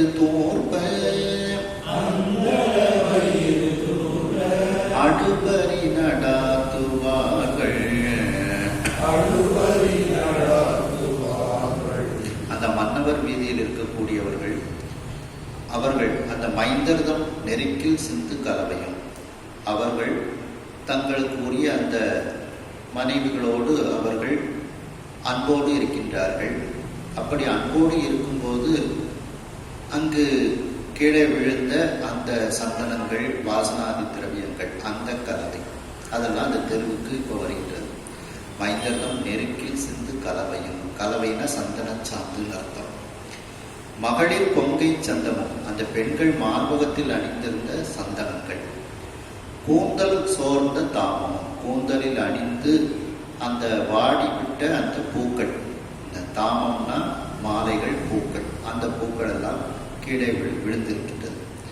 சிவிரி வீசி சிந்துர பொடியும், துருத்தி கொண்டு வீசக்கூடிய அந்த சிந்துர பொடி. சிந்துர பொடியில் ஒரு வாசனை உண்டு. சிந்துர வண்ண பெண்ணே அப்படின்ட்டு அபிராமி வந்து அதில் சொல்கிறாங்க பார்த்தீங்களா. அது அந்த பொடியை வந்து இந்த ஸ்ப்ரே வச்சு செட்டெல்லாம் அடிக்கிறாங்க பார்த்தீங்களா, இது மாதிரி அடிச்சிருப்பாங்க. அப்படி வீசக்கூடிய அந்த சிந்துர பொடியெல்லாம் அங்கே தூவி இருக்கின்றது. வீட்டில் கூட இப்போ நிறைய இந்த சென்ட் மாதிரிலாம் இப்போ அந்த ஸ்ப்ரே வச்சு வீட்டுக்கு வாசனைலாம் அடிக்க ஆரம்பிச்சிட்டாங்க. இந்த பாச்சா பள்ளிக்கெல்லாம் வந்து வீட்டு ஓரத்தில் ஒரு ஸ்ப்ரே வந்துருக்கு. இப்போ அதை வச்சு அங்கே முக்கில் எல்லா மக்களையும் அடித்து ஒரு பூச்சி இருக்கக்கூடாது வீட்டில், எந்த பூச்சியும் வாழக்கூடாது வீட்டில் அப்படின்ட்டு வச்சு அதெல்லாம் வந்திருக்கு. அப்படி அந்த அந்த ஸ்ப்ரே மாதிரி தான் இது. சிவிரி வீசி சிந்துர பொடியும் இவைகளெல்லாம் சேர்ந்து மனம் வீசுகின்றது. ஒன்றா சேர்ந்து மனம் வீசுகின்றது அப்படின்னா என்ன அர்த்தம்? இதையெல்லாம் சுத்தம் பண்ணி அவைகளெல்லாம் வீதிக்கு வருகின்றது. தேனோடும் எழுந்து, இந்த பூக்களில் இருக்கக்கூடிய தேன், ஏன்னா அந்த கூந்தலில் அணிந்த பூக்கள் இருக்கு பார்த்தீங்களா, அந்த பூக்களில் இருக்கக்கூடிய தேனோடு இவைகளெல்லாம் இந்த வாசனாதி திரவியங்கள் எல்லாம் ஒன்றாக சேர்ந்து இவைகள் வீதிகளில் இருக்கின்றது. அந்த வீதிகளில் குதிரைகள் சென்று கொண்டிருக்கின்றது. குதிரைகள் வேகமாக சொல்லும்போது அந்த காற்று ஏற்படுகின்றது. அந்த காற்றில் இவைகள் எல்லாம் பறந்து எங்க ஆகாயத்தையே நிரப்பி விடுகின்றது. அந்த வாசனை ஆகாயத்தினுடைய பயிரையே நிரப்பி விடுகின்றது. இந்த தேனோடும் எழுந்து இந்த வாசனாதி திரவியங்கள் எல்லாம் தேனோடு ஒன்றாக சேர்ந்து செந்தூள், சிவந்த தூளாக மாறி அந்தர வயிறு தூர்ப்ப, அந்தரம்னா ஆகாயம், அந்த ஆகாயத்தினுடைய வயிறு, அதாவது எல்லா இடத்திலும் இவைகள் அதை இந்த வாசனாதி திரவியங்கள் மறைக்கின்றது. அப்படின்னா அந்த வாசனை திரவியங்கள் மேலே வரைக்கும் போய் எல்லா இடத்துலையும் மனம் கமழ்ந்து கொண்டு இருக்கின்றது. அப்படி இது எதை செய்கிறது? குதிரையை அவ்வளோ வேகமாக ஓட்டிக்கிட்டு போகிறாங்க. அந்த குதிரை வேகமாக போகும்போது காற்று அங்கே உருவாகுது. அந்த காற்றுல இந்த வாசனாதி திரவியங்கள்லாம் மேலே போய் எல்லாம் எங்கேயும் ஆகாயத்தில் நிரம்பி இருக்கின்றது. அதான் அடுப்பறி நடத்துவார்கள். ஆகாயத்தையே இந்த வாசனாதி திரவியங்கள் நிறைக்குமாறு அந்த வெற்றிக்கு உரிய குதிரைகளை எல்லாம் அங்கே நடத்தி செல்கின்றார்கள்.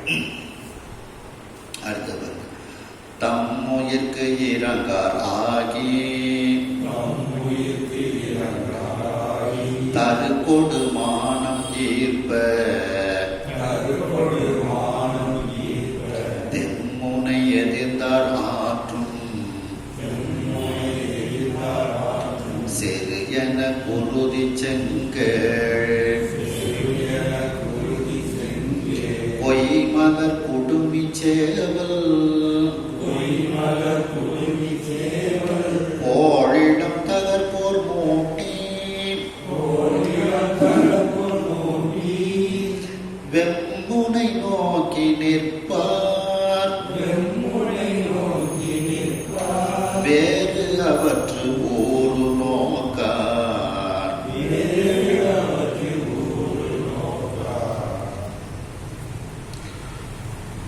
சேவல் சண்டை, ஆட்டு சண்டை இதெல்லாம் அங்கே நடக்குது. அதை இவர்கள் பார்த்து கொண்டிருக்கின்றார்கள். மனதை கல்லாக்கி கொண்டாங்க. போர்க்களத்துக்கு செல்லும் போது மனதை கல்லாக்கி கொண்டு தான் செல்லணும். போர்க்களத்தில் இறக்கம் பார்த்தா ஒன்றும் நடக்காது. ஆகையினால் அந்த சேவலுக்கும் ஆட்டுக்கும் என்ன துன்பம் வருகின்றது என்பதை பற்றி அவர்கள் கவனிக்காமல் மனதை கல்லாக்கி கொண்டு அவர்கள் இருந்தார்கள். ஏன்னா அந்த ஒரு இது வேணும், அந்த குணமும் வேண்டும். ஏன்னா போர்க்களத்துக்கு போகக்கூடியவர்கள் அல்லவா, எதிரியை சுட்டு. இப்போ மகாபாரதத்தில் எல்லாரும் நம்ம சொந்தக்காரங்களா இருக்காங்களே அப்படின்னு திகைச்சு போய் நிற்கிறாருல, அப்படி நின்னா கதை நடக்குமா? அதைத்தான் இதில் சொல்றாங்க. இந்த அந்த மன்னவர் வீதியில் இருக்கக்கூடியவர்கள் தம் உயிர்க்கு இறங்கார். தன்னுடைய உயிரை பற்றி அவர்கள் கவலைப்பட மாட்டார்கள். தம் உயிர்க்கு இறங்கார் ஆகி தருக்கோடு மானம் இருப்ப செருக்கோடு அவர்களுடைய மானமானது அவர்களை இழுத்து பிடித்துக் கொண்டிருக்கிறது. அந்த மானத்தோடு அவர்கள் இருக்கின்றார்கள் போர்க்களத்தில். தெம்முனை எதிர்ந்தார் ஆற்றும் சரியென. தெம்முனைனா எதிரியினுடைய அந்த போர்க்களம். அந்த எதிரியினுடைய போர்க்களத்தில் தங்களை எதிர்த்து வரக்கூடியவர்களோடு ஆற்றும் செரு, அந்த செய்யக்கூடிய போர் என என அவ்வாறு நினைத்து கொண்டு இந்த இரண்டு விதமான போரை நிகழ்த்தி அதை பார்த்து கொண்டு இருந்தார்கள் அவர்கள். சரி என அந்த சேவல் எப்படி இருந்ததா, குருதி செங்கேள் பொய்மலர் குடுமி சேவல். அந்த சேவல் சிகப்பு ரத்தம் போன்று இருந்தது. குருதினா ரத்தம். அடுத்து செங்கேள் சிவந்த நிறம். கேள்னா நிறம்னு அர்த்தம். அந்த அலங்காரத்தை சொல்ற பார்த்தீங்களா, செங்கேல் எடுத்த சினவடி வேலும் அப்படின்ட்டு. அப்படி சிவந்த நிறம். பொய்மலர் குடுமி சேவல். அந்த சேவலினுடைய குடுமி தலையை பார்த்தீங்கன்னா ஒரு மலரை தனியா பிச்சு அந்த தலையில வச்சிருக்கிற மாதிரி இருக்கும். கொய்த மலரை, சிவந்த மலரை அந்த தலையில வச்சிருக்கிற மாதிரி அந்த சேவல் இருக்கும். அந்த கொய்த மலர் என்ன கலர்ல இருக்குன்னா இரத்த கலர்ல இருக்கு, சிவந்த நிறமாக இருக்கின்றது அப்படிங்கிறார். அதான் குருதி செங்கேள் பொய்மலர் குடுமி சேவல். குடுமி தலையில் வைத்திருக்கக்கூடிய அந்த சேவல். கோள் இளம் தகர் அப்படின்னா, கோள்னா கொழுத்த, இளம்னா இளமையான, தகர்னா ஆடு. அப்போ வலிமையான இளமையான ஆடு, தகர்னா ஆடு. இப்போ அந்த சேவல் சண்டை ஒரு பக்கம், ஆட்டு சண்டை ஒரு பக்கம். தகர்னா ஆடு. அந்த ஆட்டு சண்டையையும் போர் மூட்டி அவைகளுக்குள் போரை உருவாக்கி வெம்முனை நோக்கி நிற்பார். அந்த கொடுமையான அந்த போர்க்களத்தை பார்த்து கொண்டு இருப்பார்கள். இறக்கம் வராமல் இருக்கணும். அப்போ எப்படி பார்த்து கொண்டு இருப்பார்களாம்? வேறு அவற்று ஊறு நோக்கா. அந்த சேவலுக்கும் தோல்வி அடையக்கூடிய அந்த சேவலுக்கும் தோல்வி அடையக்கூடிய அந்த ஆட்டுக்கும் என்ன துன்பம் இப்படி படுதுக அப்படிங்கிற சிந்தனை இல்லாமல் அதை கவனித்துக் கொண்டிருந்தார்கள். இரக்கம் இல்லாத தன்மை, எதிரியை கண்டு இரக்கமில்லாத தன்மை தங்களிடத்தில் வர வேண்டும் அப்படிங்கிறதுக்காக வேண்டி அதை பார்த்து கொண்டிருந்தார்கள். அடுத்து பெண்முத்தம் அணைய பேதை சிறுமியர் பெருநீர் வையை வெண்முத்தம் இழைத்த சிற்றில் சிதைபட வெகுண்டு நோக்கி கண்முத்தம் சிதறு சிந்தும் கதிர் முத்த மாலை தட்ப தென்முத்தின் அழைத்து செல்வ சிறவள் தேர் உருட்டுவார்கள்.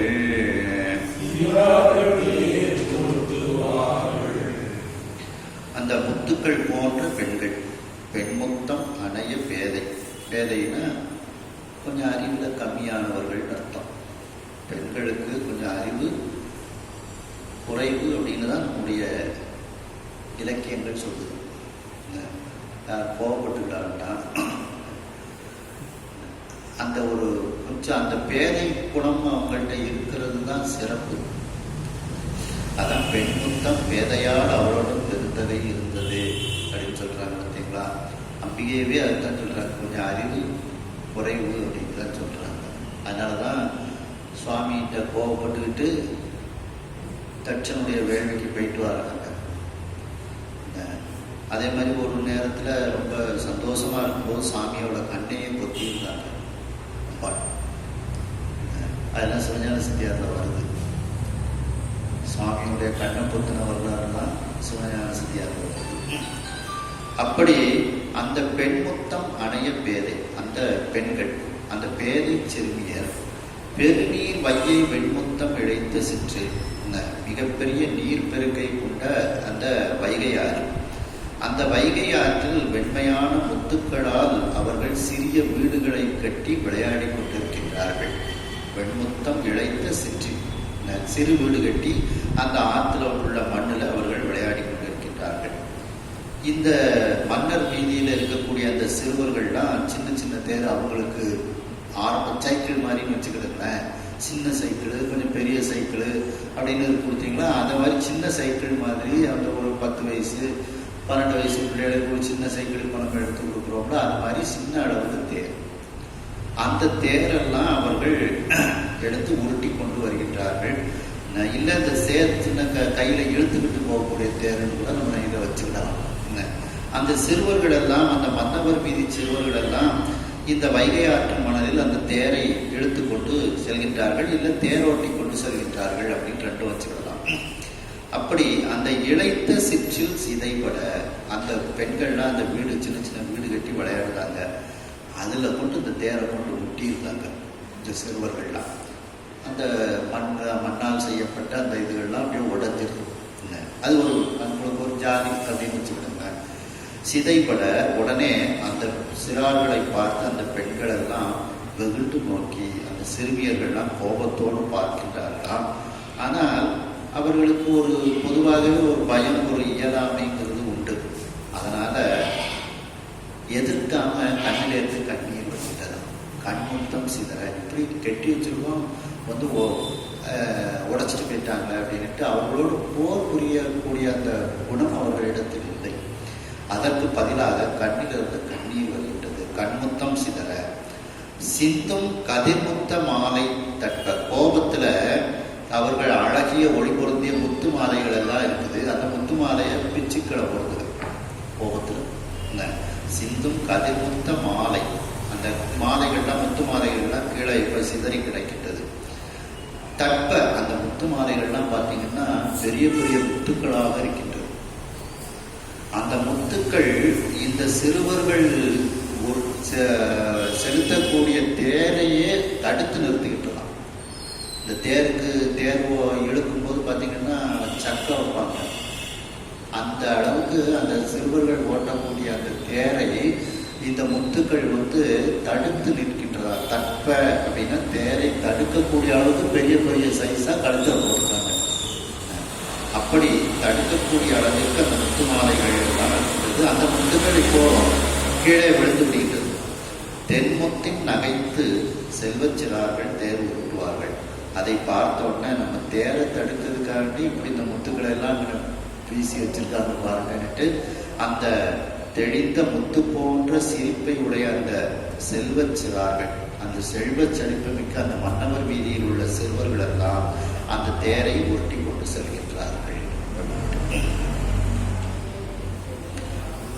அடுத்த பாடல். பொடிமுகில் துழா இஞ்சி ஓனகர் வடகிழ் ஞாங்க முடிமிசை வேம்பு நார முருகவிழ் ஆறு போந்தும் அடிமிசை நாரத்தென்ன வழி வழி அரசு செய்யும் இடிமுரசு உறங்கவாயில் எழுநிலை மாட கோயில்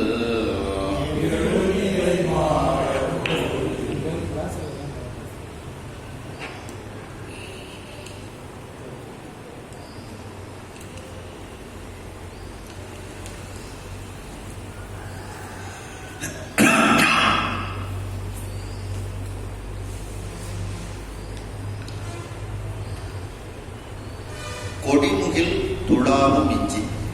அந்த அரண்மனையின் கோபுரங்களெல்லாம் இருக்கின்றது. அந்த கோபுரத்தில் கட்டியிருக்கக்கூடிய அந்த கொடிகள் எல்லாம் முகிலை துளாவும், மேகத்தை தொட்டு கொண்டு துளாவிக் கொண்டிருக்கின்றது. அப்படிப்பட்ட இஞ்சினா மதில் சுவர்கள், மிகப்பெரிய மதில் சுவர்களை உடையதாக இருக்கின்றது.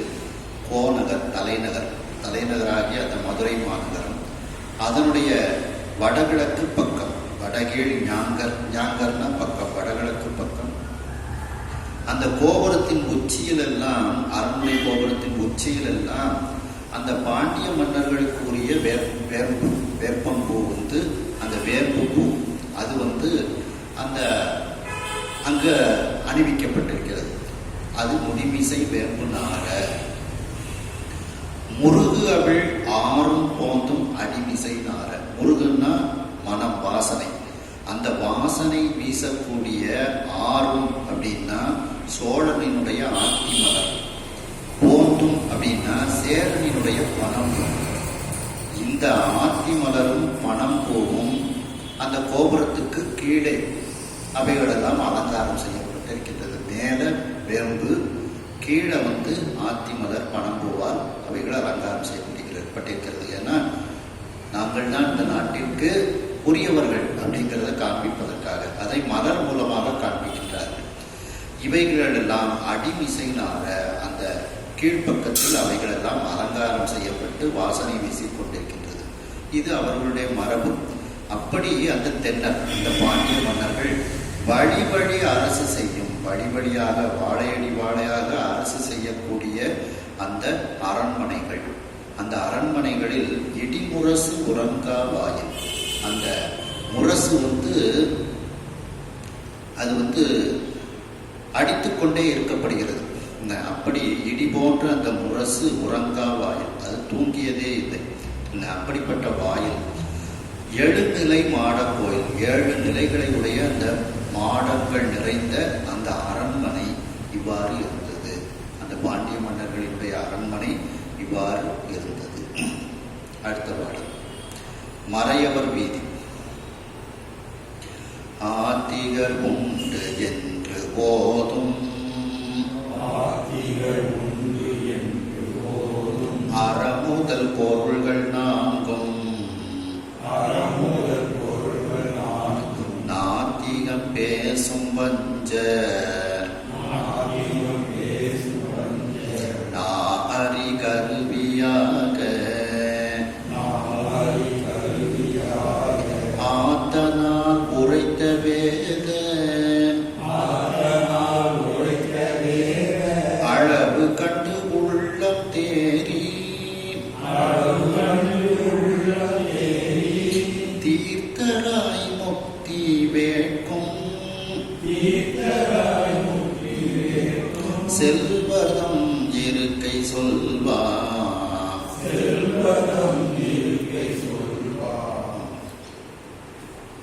ஆத்திகர்களெல்லாம் இறைவன் உண்டு என்று அவர்கள் கூறுகின்றார்கள்.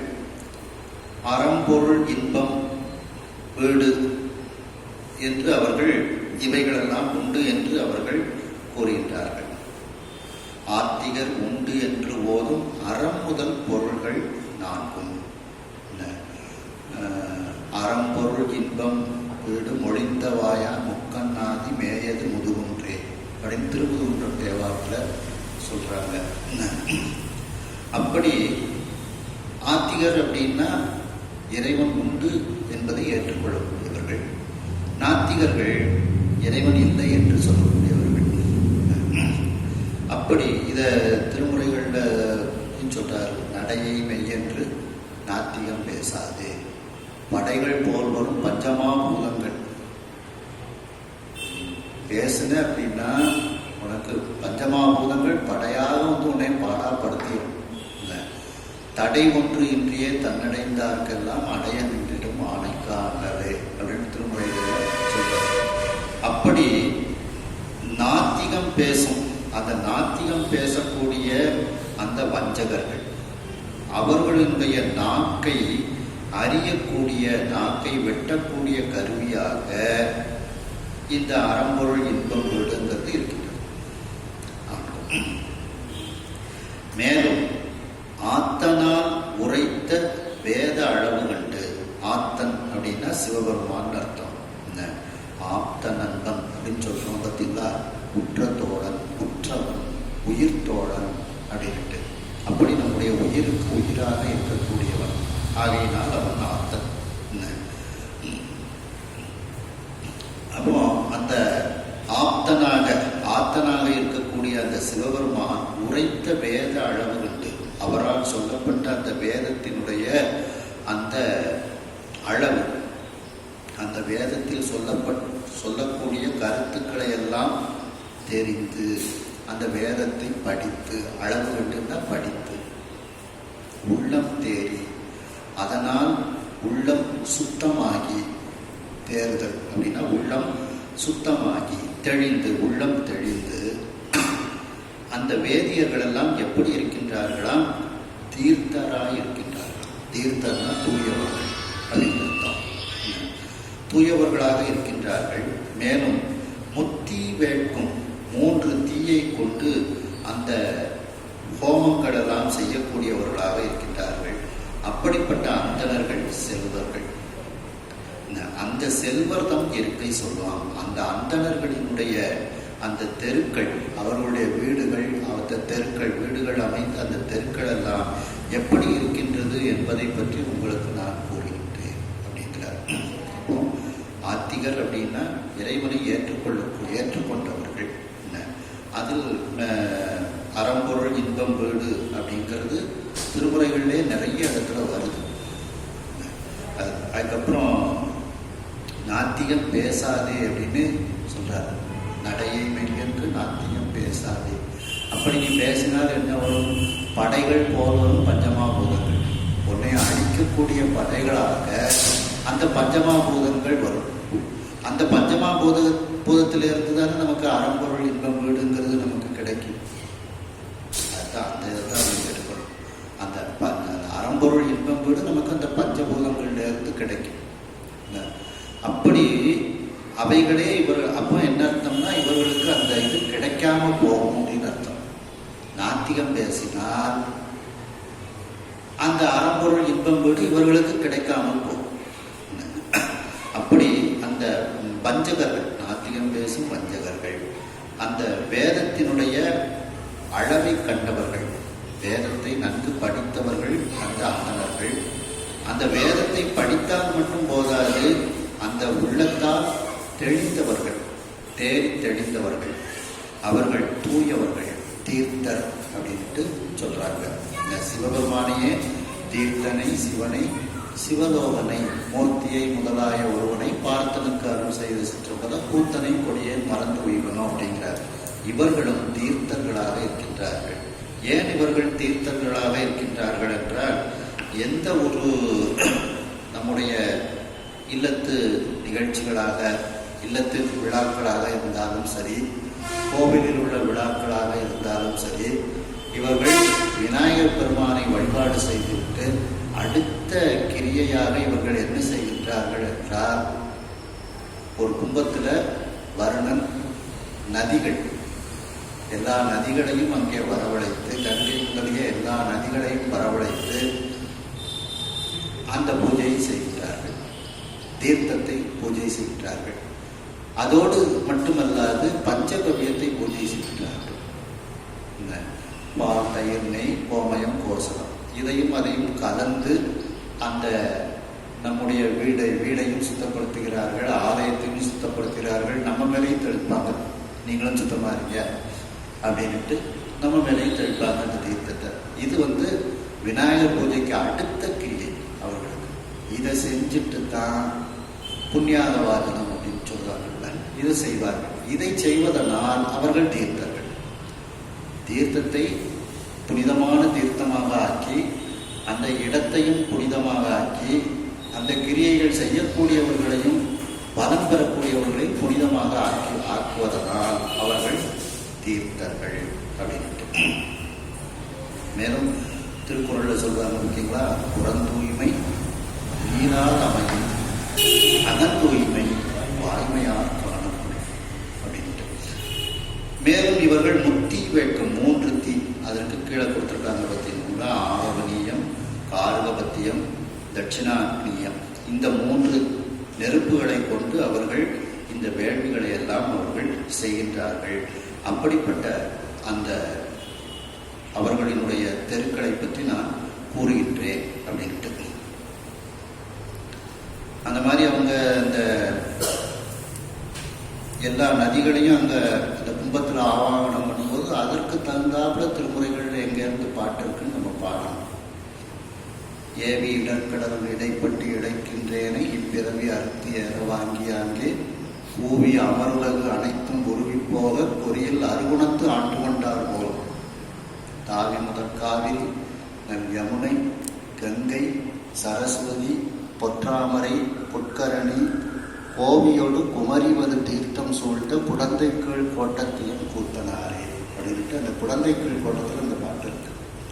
இன்னும் இந்த திருத்தாண்டத்தில் கோதாவரியா அப்படின்னு அந்த திருத்தாண்டத்தில் நிறைய இடங்கள்ல அதை சொல்கிறாங்க.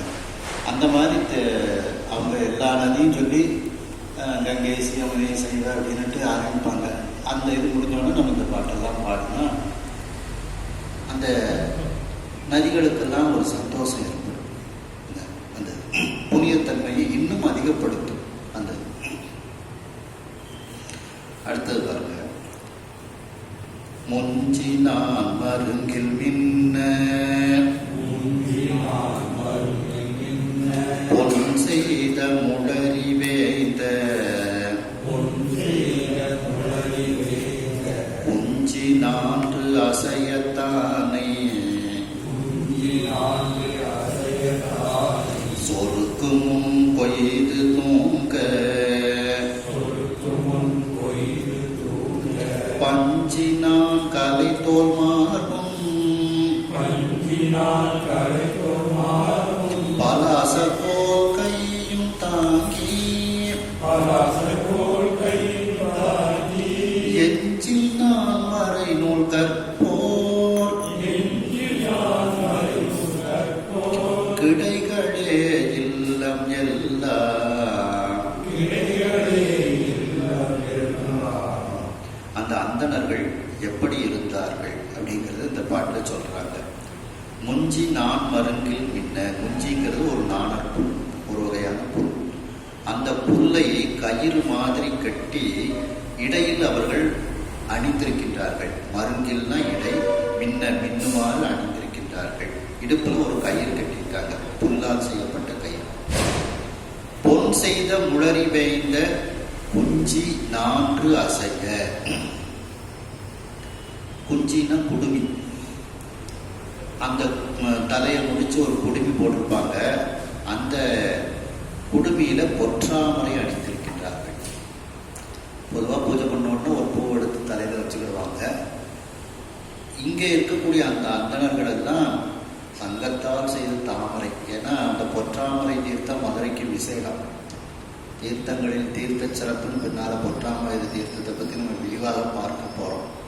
அதனால அந்த பொற்றாமரை தீர்த்தத்தை ஞாபகத்தில் வச்சுக்கிட்டு பொன்னால் செய்யப்பட்ட ஒரு தாமரையை எடுத்து அதை சுவாமிக்கு அணிவித்து கொண்டு தாங்களும் அணிந்து கொள்கின்றார்கள். அந்த இது இன்னமும் நிறைய இடத்துல பார்த்தீங்கன்னா பூக்கள், வில்வம் இதெல்லாம் பார்த்தீங்கன்னா தங்கத்தில் செஞ்சு வச்சுருப்பாங்க. அதை சுவாமிக்கு அணிவிப்பாங்க. பூஜை முடிஞ்சோன்னா அவங்களும் எடுத்து போட்டு விடுவாங்க. மறுநாள் கழித்து திரும்ப சுவாமிக்கு பூஜைக்கு பயன்படுத்தி விடுவாங்க. தங்கத்தில் உள்ள இது சில தங்கத்தாமரைகள் இல்லை தங்க செயின் இதெல்லாம் சாமிக்கு பூஜைக்குன்னு வச்சுருப்பாங்க. அவங்களும் எடுத்து போட்டுடுவாங்க. அந்த சாமிக்கு பூஜை பண்ணி எடுத்து அந்த தங்க செயின் அவங்களுக்கு ரொம்ப ஒரு உயர்ந்த, எல்லா தங்கத்தையும் விட உயர்ந்த ஒரு ஆபரணமாக அவர்கள் நினைப்பார்கள். அந்த அப்படி பொன் செய்த முளரி, பொன்னால் செய்யப்பட்ட அந்த தாமரை, அந்த முளரி வேய்ந்த குஞ்சி நான்கு அசைய, அதை அணிந்திருக்கக்கூடிய அந்த குஞ்சி தலைமுடியில் அந்த குடுமியில் அவர்கள் அணிந்து கொண்டிருக்கின்றார்கள். அதையெல்லாம் அசைந்து கொண்டிருக்கின்றது. இதுக்கு இந்த பொன் செய்த முளரி அப்படிங்கிறதுக்கு பொன்னால் செய்யப்பட்ட தங்க தாமரைன்னு எழுதியிருக்காங்க. பொன் போன்ற தாமரை அப்படின்னு எழுதியிருக்கிறாங்க. தானே சொருக்கு முன் கொய்து தூங்க. தானைனா ஆடை சொருகல், அந்த ஒரு பஞ்சகச்சம் வச்சு கட்டியிருப்பாங்க. அந்த சொருக்கி வைத்திருக்கக்கூடியது தான் அந்த ஆடை முன்னால் ஒரு இதாக அழகாக தொங்கி கொண்டிருக்கும். தூங்கன்னா தொங்கி கொண்டிருக்கும். இது இந்த பஞ்சகச்சம் கட்டுறதை தான் இதில் சொல்கிறாங்க அழகா. பஞ்சின் நான் மார்பு, பஞ்சால் செய்யப்பட்ட நான்னா கயிறு பூணூல், அந்த பஞ்சால் செய்யப்பட்ட கயிறு பூணூலை மார்பில் அணிந்திருக்கின்றார்கள். கலைத்தோல் மார்பும், கலைனா மான் தோலையும் மார்பில் அணிந்திருக்கின்றார்கள். கலைனா மானினுடைய தோலை மார்பில் அணிந்திருக்கின்றார்கள். பலாசக்கோல் கையில் தாங்கி, முள்முருங்கை கொம்பு, அது ஒரு கம்பு மாதிரி இருக்கும், அதையும் பலாசக்கோல்னா முள்முருங்கை கொம்பு, அதையும் கையில் வைத்திருக்கின்றார்கள், கையும் தாங்கி. எஞ்சில் நான் மறைநூல் அப்படின்னா குறைவில்லாத, எஞ்சில்னா குறைவில்லாத, அந்த குறைதல் இல்லாத, குறைகள் இல்லாத அந்த 4 வேதங்கள் நூல் கற்போர், அந்த நூல்களை படிக்கக்கூடியவர்களினுடைய கிடைனா சாலை, கல்வி சாலை, அந்த கிடைகளே இல்லம் எல்லாம், அந்த கற்கக்கூடியவர்களினுடைய அந்த இடங்கள் அந்த வீடுகளில், அந்த இல்லத்தில் நிறைந்து இருந்தது. அதாவது வீடு, அந்த கற்றுக் கொடுக்கக்கூடியவருடைய வீடு இருக்கின்றது. அந்த வீட்டிலேயே ஒரு பகுதியை இந்த வேதங்களை கற்கக்கூடியவர்களுக்கு அவர்கள் ஒதுக்கி வைத்திருக்கின்றார்கள். அந்த காலத்தில் அப்படிதான், அவங்க வீட்டில் தான் குருகுலமாக அப்படியே இதை படித்து வந்திருக்காங்க என்று இந்த அளவில் இந்த சிந்தனையை இன்று நிறைவு செய்து அடுத்த இதெல்லாம் தொடரும்.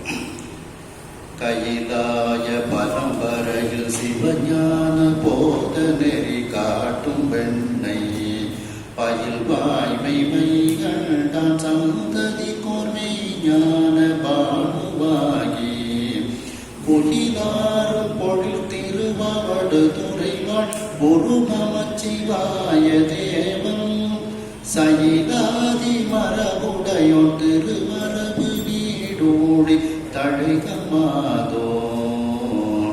ஹர நம பார்வதி பதை.